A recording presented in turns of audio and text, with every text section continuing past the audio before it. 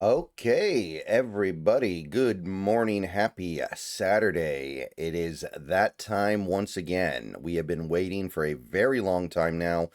Many months of just hoping that this day would get here quicker, but the day is now here. We are just about 28 hours away from kickoff to the Seattle Seahawks season. They open it up tomorrow afternoon against the San Francisco 49ers at home. And this is a pretty big one. So let's break it down. Let's talk about it. Let's figure it out. But before we get into the nitty gritty, I do want to say the bottom line when I'm looking at this game is I'm feeling pretty good.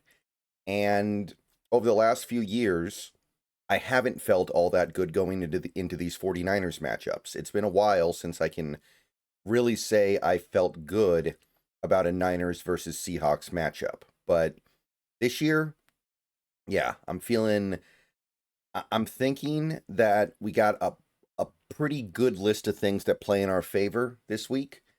And I'm feeling like this team can get started off on the right foot, get started 1-0, and get started not just 1-0 in the entire league, but 1-0 in the division, and put themselves in a good position to get off to an early season run. But we got plenty to pull apart before we can really safely say that. I'm not just saying it to say it. I'm not just saying it because I want to hear myself say it. I do genuinely feel pretty good about this game going in. So first, I know I talked about the injury report yesterday, late in the or not late in the afternoon, but mid-afternoon. But one thing that we learned after the game statuses came out was that Christian McCaffrey did not practice yesterday. So while he may play, clearly something was not quite right. Now, Christian McCaffrey's an older player with a lot of miles on him. You wouldn't expect him to practice every day. He should probably be getting days off anyway, but that's not really what happened here, right? He's not getting a day off to get a day off. He got the day off because he's less than 100%. And this is a player who is already past his prime and is a player the Niners are heavily depending on to be part of their 2025 hopes. So that's definitely a pretty big element at play here. And it's certainly bigger than any injuries the Seahawks are carrying into this game. So whatever you want to say, and again, he may play, he may even play well, but it doesn't seem like he's going to be 100% of himself. So that's just one more reason. Make sure you take care of business tomorrow afternoon in this game. All right, let's start with the defense because when I look at a game like this to me, the Niners and the Rams, those two teams are the main reason why you're here right now with Mike Macdonald as coach, right? You had Pete Carroll, who had done a lot for your team. Pete Carroll had had a lot of success in Seattle, but he was really starting to struggle in games against the 49ers, and he had always kind of struggled against the Rams, especially in the McVay era. But when I think of the change the Seahawks made going from Carroll to Macdonald, I think that the Niners are at the very forefront of the reason why, because that Niners team really started to not only beat, but dominate the Seahawks in these matchups with their offense, and you had to change that. Before I go any further, I want to tell you about my friends over at Sleeper. If you're not using Sleeper this year, you are missing out. Look at all the great stuff you can get up to over there. Look at all the great picks you can make. Let's make some picks for this weekend. My entry is Jahmyr Gibbs with an anytime touchdown.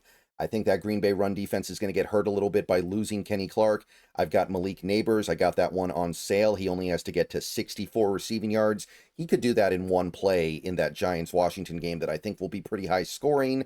I've also got Brock Bowers over 63.5 receiving yards. Who else is Gino going to throw the ball to? And Bucky Irving with an anytime touchdown. I think that Tampa Bay Atlanta game is going to be pretty high scoring. I say he gets in the end zone. So go check out Sleeper. Use promo code SBN and you'll get a $100 match on your first deposit. Terms and conditions apply. See Sleeper's terms of use for details. Currently operational in over 25 states. Check out Sleeper today. So right off the bat, when I'm thinking about a game like this, I'm thinking, what does Mike Macdonald have up his sleeve? This is where he really earns his money. Pete Carroll ran a relatively predictable defense. What you saw pre-snap is what you got post-snap, and it got to a point where Shanahan and Brock Purdy were able to just kind of pull that defense apart almost on a default basic level, where it was almost impossible for the defense to even really have a shot. It was almost elementary. It was like solving a puzzle. The Niners had solved the puzzle. And then you bring in Macdonald here, who's going to be doing a lot of deception. He's going to be doing a lot of theatricality, misdirection.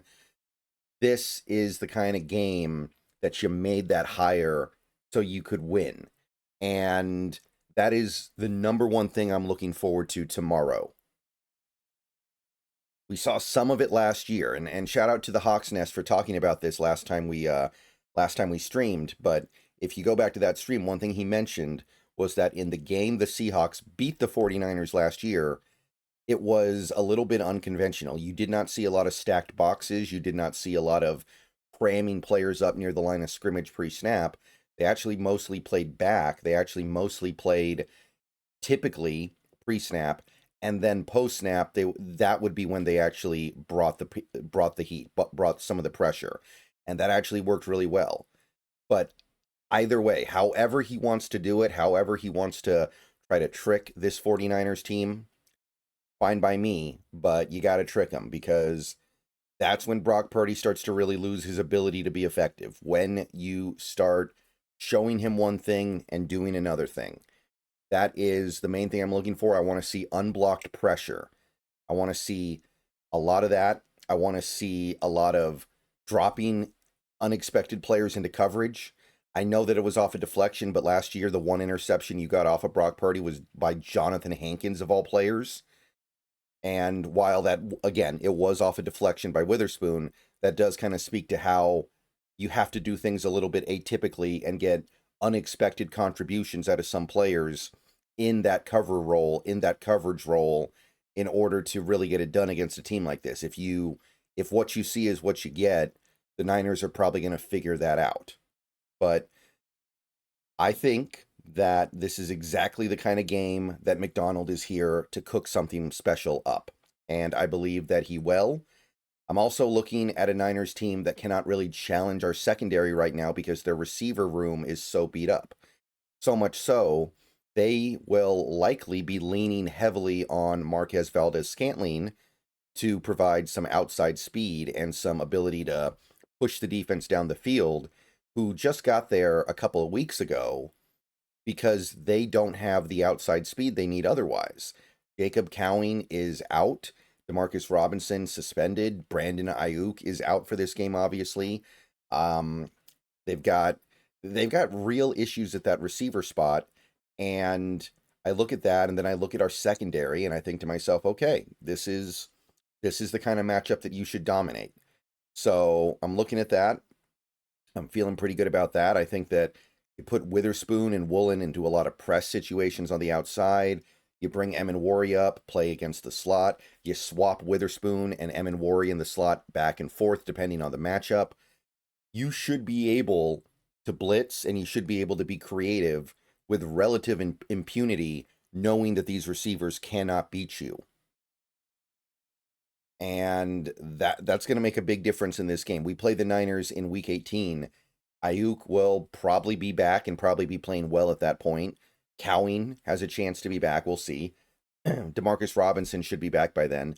It should be Jawan Jennings will be actually warmed up at this point. Remember, he is playing tomorrow, but I don't think he'll be able to do that much because he didn't really have an off season. He didn't really participate much at training camp.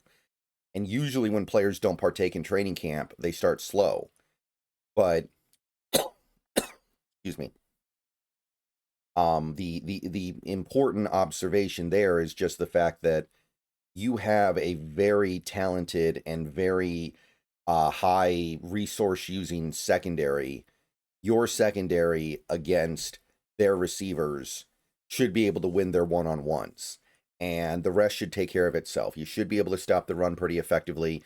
I really like this run defense's matchup against the Niners' run offense, where they like the outside zone. They like a lot of challenging your defensive backs to tackle. And we've seen it in previous years. The Niners were able to press our defensive backs so badly that they forced Reek Woolen to the bench in a game a couple years ago. That was kind of the famous moment everybody knows about, where they just kept making Woolen get involved in tackling until the team just had to kind of wave the white flag and take him out of the game completely. Well, Woolen is still out there, but not only do you have Devin Witherspoon out there, one of the best tackling corners in the league, you've also got now Nick Emenwari, who is being put in favorable situations to his skill set. This is what he does. Right now, what he can do for you is get up near the line of scrimmage and play the run very effectively because of his size and because of his raw athletic ability. So the Niners should not be able to have the same success running the ball as they typically do, because what they like to do running the ball kind of plays into what this defense is built. And that's not even getting into DeMarcus Lawrence, a guy who can set an edge like few others in this league. So the pieces are in place for this defense to do well. The pieces are in place. It's the kind of defense that Purdy has struggled against in the past. One of the worst games of Brock Purdy's NFL career came against McDonald's defense a couple years ago in Baltimore. Maybe we don't have that amount of talent, but we should have enough talent to emulate a lot of what he was doing in Baltimore. And because of that, I think we are going to get off to a good start. I think that the McCaffrey injury, yeah, it matters, but I was still kind of thinking we would be able to hold our own with our run defense even without that factor. So feeling pretty good about this game defensively. And then offensively, it's a pretty simple setup, right? You've got a left guard and a center making their first ever NFL starts. Bray Zabel, Jalen Sundell, these two guys, first career NFL starts. For Zabel, it's his first NFL action, period. And they don't have to worry about blocking Chris Jones. They don't have to worry about blocking DeForest Buckner. They don't have to worry about blocking even a guy like Braden Fisk, or they don't have to worry about really much of anything in that interior. This is a dream matchup for your first NFL game as an interior lineman. You've got Alfred Collins and CJ West, two rookies coming off the bench. You've got Kalia Davis and Jordan Elliott as the starters, two pretty jaggy interior defensive linemen. The guys to worry about on this Niners defense on the interior are gone. Guys like Javon Hargrave, they're out of there.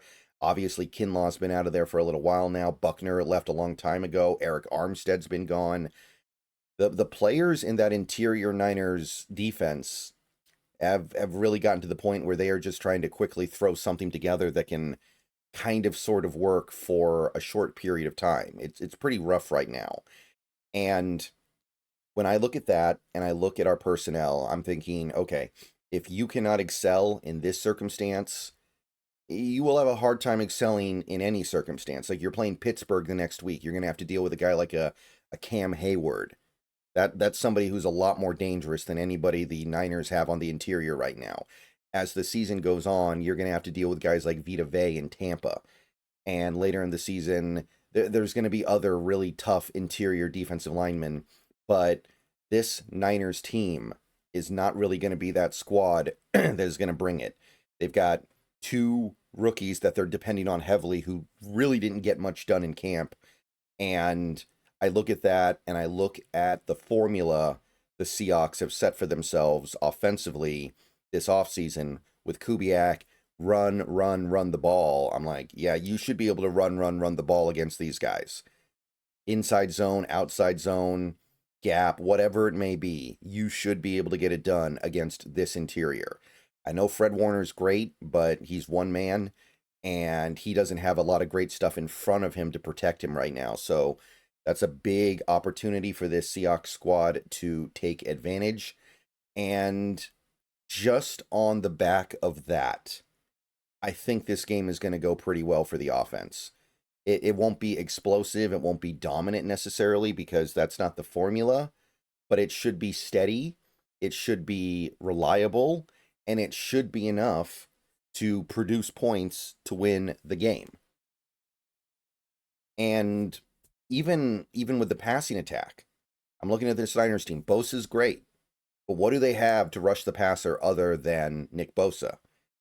Not a lot. They've got Grossmatos, who's not even 100% right now. They've got 21-year-old Michael Williams, who I love, but he's not ready yet.